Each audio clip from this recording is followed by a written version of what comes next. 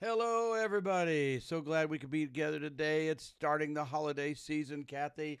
Thanksgiving is tomorrow. And unless they watch this later in the week, this is Wednesday for us, and tomorrow's Thanksgiving. We got that professional company that comes to our house and puts lights up for us, like Yeah. in October. Now I guess we'll turn them on tomorrow on Yeah. Thanksgiving Day.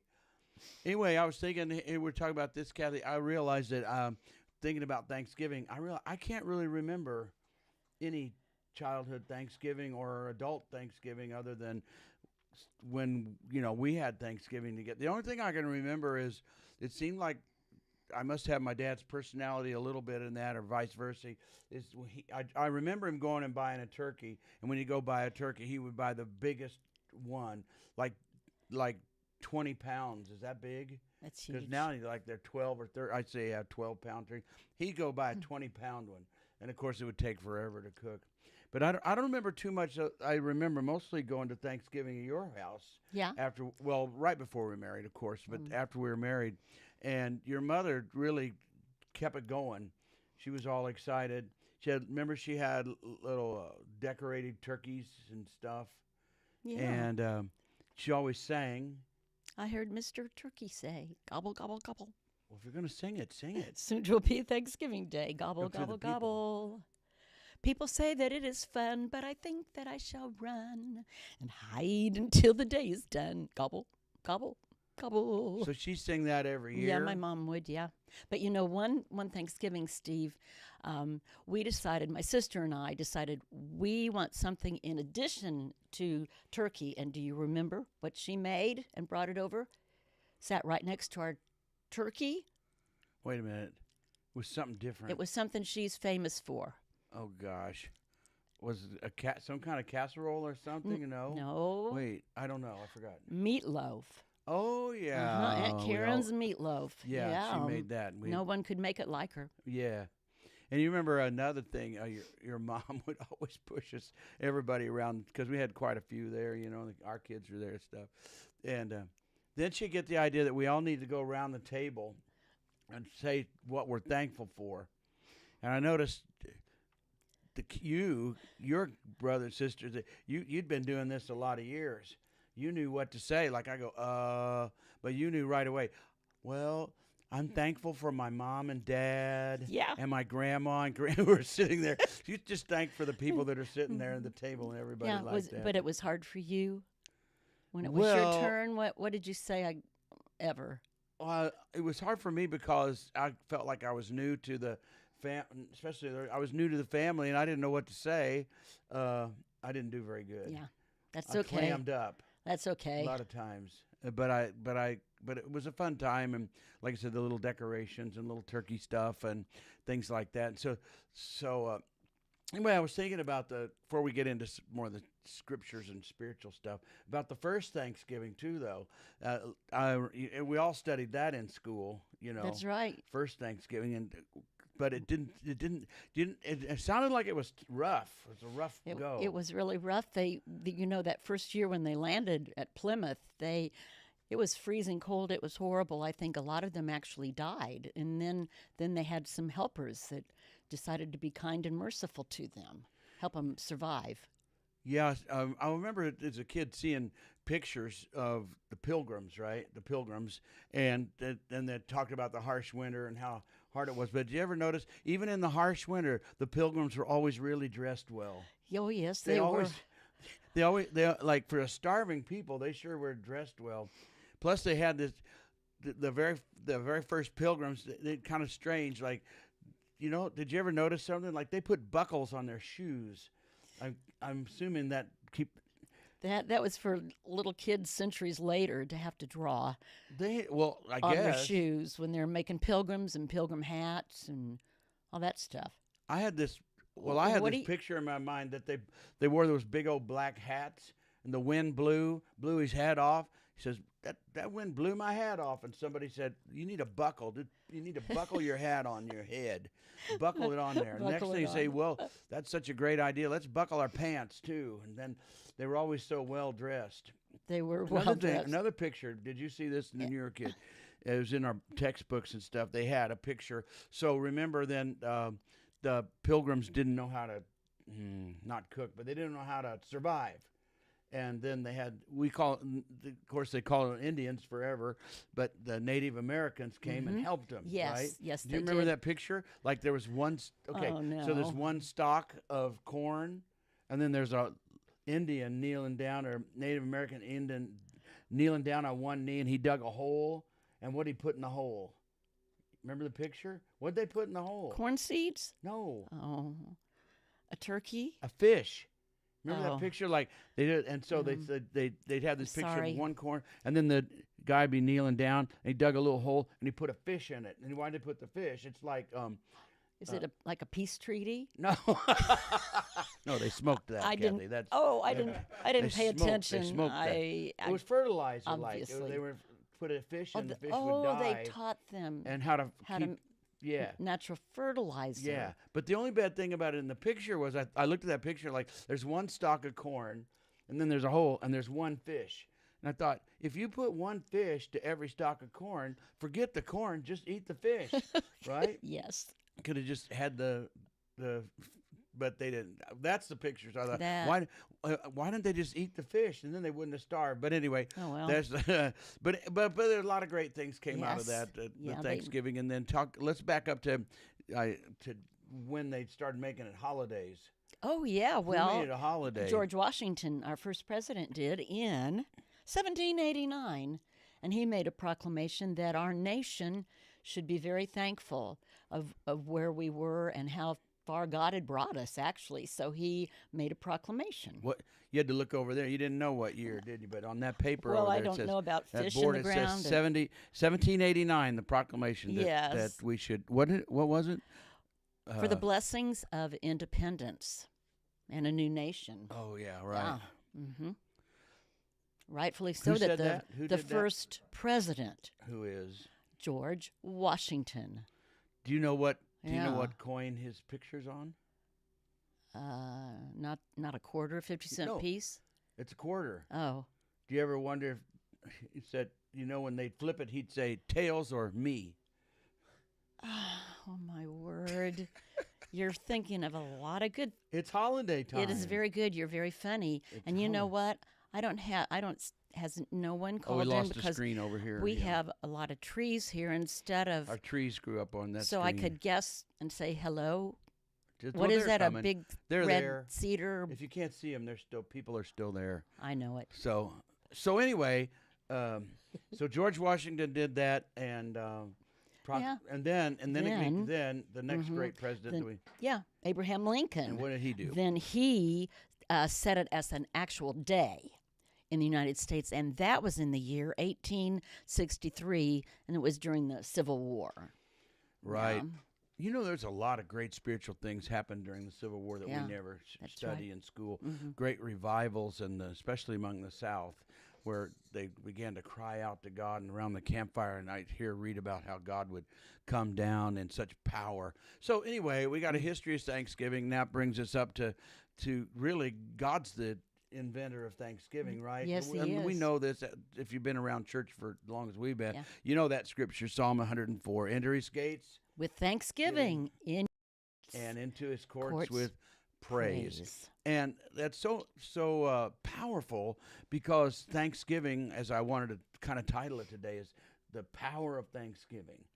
And you know, the Thanksgiving, the power of real Thanksgiving, giving thanks, let's just say that, is so powerful because it's able to override our current circumstances with a spiritual with spiritual movement, spiritual strength. Thanksgiving is a spiritual thing. And so whatever circumstance you're in, because what people get confused is maybe they're in a difficult situation. Right. You know, people are today and going through some hard times. And so then they think, well, in the difficult times, I was supposed to try to find something to be thankful about while they just shut my water off or whatever. I can't afford a dozen eggs. I got to get a half a dozen eggs at prices. And well, okay, so I'm supposed to find something thankful, but it's not quite like that. It's the attitude of Thanksgiving is a power that overrides your circumstances to where your circumstances, even if they're tough times, don't override you. It's a power. It's a gift. It's a gift from God. And so, obviously, if we go with thanksgiving, we get to enter. We get to enter into Yes. something. Enter into his gates with thanksgiving. Yes. Well, you go into his gates, that means his presence, his glory, his goodness, all those mercy, love, all those kinds of things. The cost of those eggs is not going to mean anything when you're getting the whole kingdom in one package of thanksgiving. So there is such a power, in being thankful and using it. And I was asked the other day by somebody, how do you there, got to move that. How do you keep the energy and the energy and the just for God, and you're always up there and just going for God all the time. And I think it's being grateful. I think that's it. I think the way I am, you've seen me around the house, and just so grateful, and a song will come on, or we'll sing a song, or we'll mention a song, or we'll hear something online, a song, and I just so grateful that it just sort of melts me into the presence of God. And I think that's it. We live in ungrateful or entitlement, as Pastor James he preached a great sermon on Thanksgiving, and what entitlement. If you have an entitlement, if you're entitled to it, you're not going to give. You don't have to. If you deserve it. If you earned it or deserved it, then, why would you give thanks for it other than, okay, thanks for the gift or whatever. But the power of thanksgiving and being grateful, I think it kind of runs into humility too. But anyway, so when we get in these situations, what's the Bible say then? So when we go to prayer, let's back up. When we go to prayer, Kathy, when double back up. When most people go to prayer, why do most people pray? How about that? Yeah, because they want something. They want something from God, and they're bringing their needs first, and what's on their mind, or their kids, or how about I want to be able to buy a dozen eggs, God, come on, and they talk like that to the Lord. Yeah. I don't know if it was Kenneth Copeland or somebody like that over the years. Others probably said it too, where somebody was in a problem, a terrible situation, and they'd say, well, I guess there's nothing left to do but just pray. And they'd comment back, oh, really? You think it's come down to that? I think Kenneth Copeland would tell that story. Somebody would. You think it's come down to that? So we associate prayer with trouble, hurt, fear. So we got to, I guess there's nothing left to do but pray. And that puts it in a bad place for us, because that's not what it's about. So if you're going to always enter prayer because something's gone wrong, and you only pray when something's going wrong, then it's going to be a struggle. But if you're full of thanksgiving, so what's it say with prayer? Wait. And prayers and petition. Help me with that.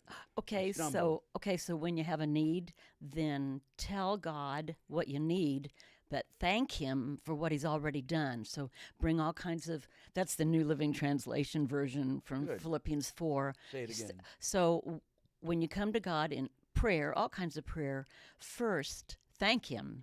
Tell Him what you need, but first thank Him for what He's done. So give Him that acknowledgement first, and gratitude up to Him. And, just like your grandpa, and when one of our little girls comes to you and says, thank you, Poppy. Yeah. Don't you just want to give her more and more? Of course. Go on Amazon. I want to just always go on Amazon and.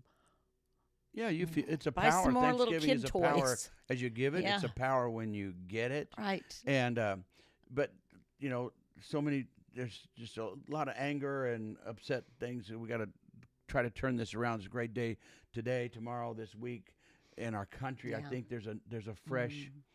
I heard a guy call it a renaissance.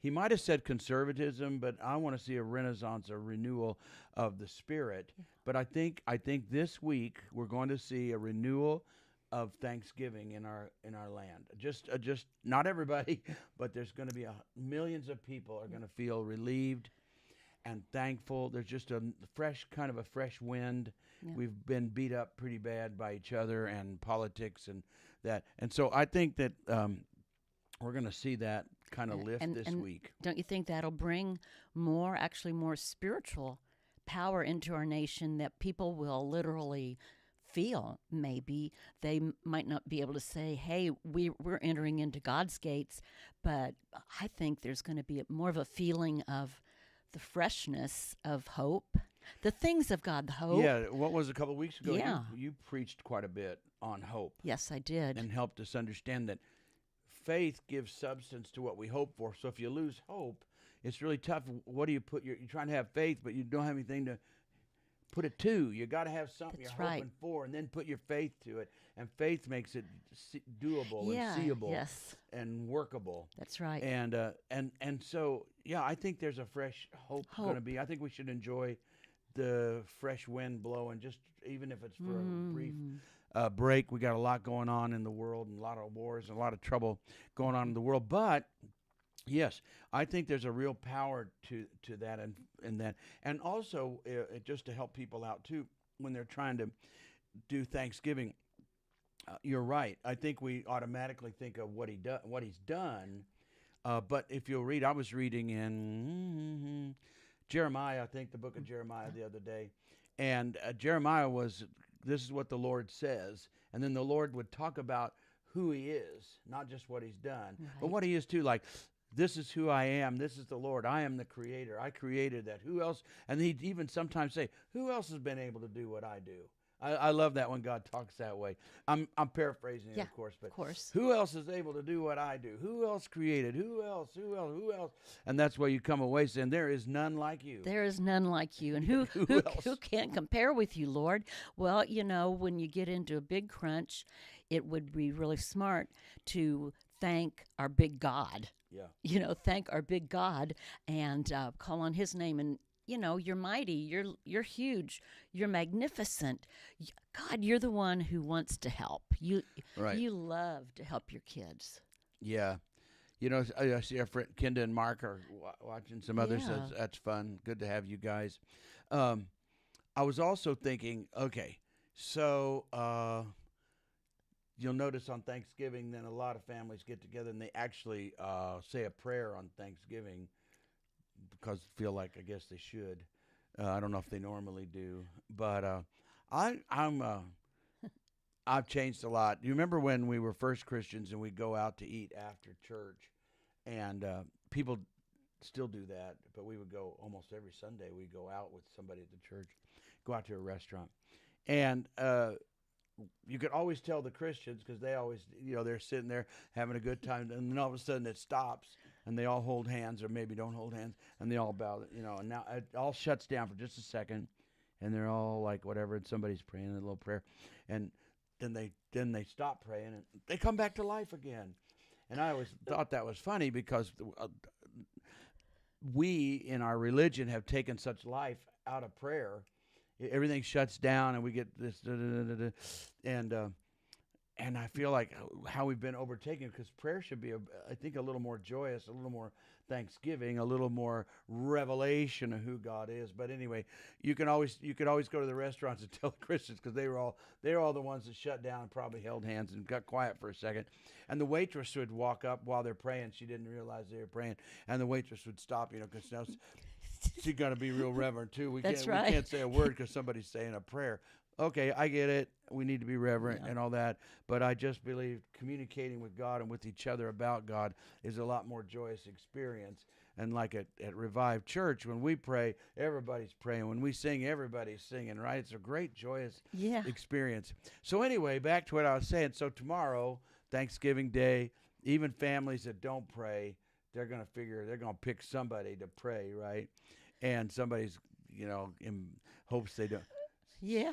And there's probably somebody hopes they don't get picked, but anyway. That's right. But when they do it, okay, so get this. Okay, so I'm going somewhere with this. But I can tell. It's not going to be new to you, because you've already heard it. Some of our friends have already heard it. But okay. So they're going to pray. All right. But when they get ready to pray, now what's our holiday called? Thanksgiving. Okay. But almost 100% of the time, you'll notice say, okay, sister, brother, so-and-so, would you like to give the blessing? What happened? Oh, Okay. Okay, I get it, right? yeah, yeah. Because now we just talked about how great God is, creator of all things, master of the universe, right? King of kings, Lord of lords. Mm-hmm. And now you're going to ask me to turn food into a blessing. Me. I can't do that. What? Where did that come from? So it came from a lot of religion to where, actually through the Catholics too, to where a priest could bless you, my son. Okay. And then you got a blessing because of that. I get it, all that. But the holiday's not called blessing. Whoa. It's called Thanksgiving. There you And go. so when we pray, we shouldn't say it's a mix-up, because we say, everybody says, okay, I'll give the blessing. Well, did you realize, Kathy, what that's saying? That's saying there's something wrong with our food. Oh, yeah. Why do we have Oops. to bless it? And that goes clear back to Oh. religion and the Gnostics and those that believed that and that's why so many people don't even know this. Our church might know it, but people don't know it. So that's why everybody bowed their head, fold their hand, close their eyes, right? Because they had to shut out the world. Because what's the Bible say? The earth is the Lord's. The earth is the Lord's. This is my Yes. Father's world, we used to sing. But in religion, then, you had to close your eyes and shut everything out. And people think, well, we're just doing it so we're not distracted or something like that. But that's not where it started. It started because flesh, world, sin, earth, dirt, all that was evil, see? And in order to be spiritual, you had to separate yourself from the world and from evil. So in order to separate it, I will close my eyes, I will bow my head, which is, I get it, they're trying to be reverent. Maybe I'll fold my hands or not. But they were shutting out the world, and then the food, which came from the earth, or a cow or something, came from the evil world, and so it had to be blessed before you could eat it. Now, today, we have, with all the clean, restaurants, inspectors and all that, it's a little different. But go back all those years, way back when they just pulled it up from the ground, or the cow had been eaten out there and who knows what. And they said, whoa, we better bless this food, no telling, And so... some people, say bless the food. Some people, they're such bad cooks, you need to bless it after you ate it too. So I could tell you were thinking of something clever. Are you referring back? Are you remembering any of my cooking skills? Surely not. Surely no. Well, not too many, Better because aware. there's not Yeah. too many to remember. That's right. But I one. know. But the first time we Yeah. were first married, and we first before that tornado hit our house, we had that big duplex, and you decided to cook a pie. Yeah, I was the newlywed. I was going to cook you a cherry pie, just like George Washington's wife did, or mother, or whatever. I don't know. Whatever. I think that is tradition or something. Oh yeah. But anyway, we didn't really have an oven. We had a convection something, whatever. We had a little toaster oven that was a wedding gift. That's a all we had. toaster oven. And so I made a terrible mistake that has proved to be still produce fruit today. That's right. So she made this pie, and there it was sitting on there, and I come bursting in the house. I walk up there and walk over to it and say these glorious words. What is it? And did she that. never has made a pie since. That was it. No. What is it? Doomed my world of pie. That's right. So now if we have pie, we have to go buy it, right? That's right. And you like pie more than I like pie. I love You- pie. Yeah, but we Peanut get- butter pie, cherry pie, lime, Yeah. all that but, key lime. So that room, she's never made me a pie since the what is it pie. Well, but I have to admit, being the hero that I am to her, I Yes. did try to eat some of it. You have been very gallant over the years with some of my creations. When Bobby was in high school, I still cooked then, because here's a child under my care. I'm going to take care of our daughter, and she called me the casserole queen, Yeah. because I could make a mean casserole. That's it. Yeah. You remember the time we were we when we traveled, we stayed in homes early because we didn't have the money for hotels or motels back then when we first started. And remember, we stayed in Florida in that lady's house, and this lady was so kind and so nice, but she was mostly blind. Right? Yes, she was She sweet, was mostly blind. sweet, tiny little. And we got up then, Yeah. and she's going to make us breakfast. And I don't want to make fun of a blind person, but obviously she couldn't see too well. And so she cooked us breakfast. Only we sat down, and when she got like the glass she handed you, like some milk or juice or something, and it was a dirty glass. Like I don't know when's the last time it was washed. She set that down in front of you, and then she cooked these eggs and all that, and put it in on your plate, and the plate had eggs from the day before still on it. Well, she Yeah. couldn't see it, so we didn't blame her or anything like that. So then the lady did all. She's so excited to make breakfast for us. What did do? Well, Kathy, she excused herself and said, "I don't think I'm hungry. I'm not hungry for breakfast." Now the only one left to be the hero among us is me. So what did I do? My hero. Yes, I- you know. I ate the breakfast, and I drank out of that glass.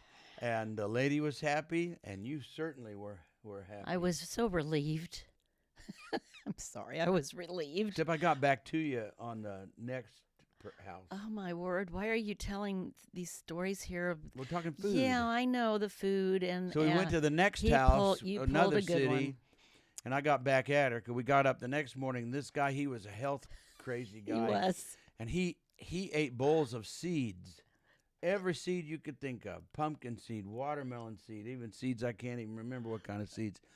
So I came out and he had a big bowl of seeds, and then I think he put honey on it Like or something like that. honey and maybe. And I didn't think something, it I looked don't too know. good. So I got her though. I told him, I said, "Listen, I'm not hungry this morning." I did what you did. I'm not hungry for breakfast this morning. But I said, I'll tell you what, Kathy loves to eat seeds. She is such a seed eater that she can't wait to get out here. So make her a big bowl of seeds. So you came out, and he had a huge bowl of seeds. And I already told him how much you liked them. Thank you. You Yeah. ate some of them. I did eat some of them, and they were quite tasty and nourishing, and got a lot of my vitamins and minerals and nutrition, and omega-3 or glutathione or zinc. I got it all that day. Yeah.